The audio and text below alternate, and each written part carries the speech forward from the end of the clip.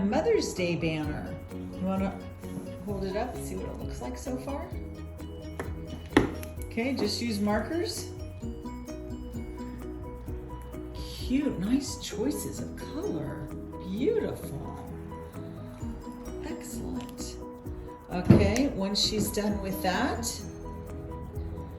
then she'll put some glitter on where she wants the glitter to be. Where do you think you're gonna put the glitter? Probably on like the flowers.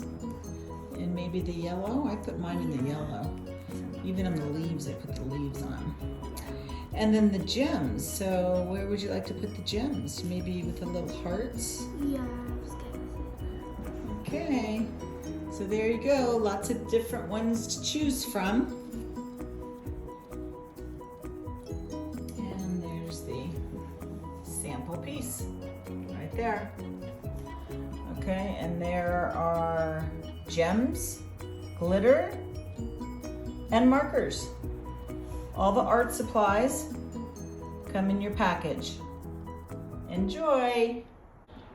Happy Mother's Day!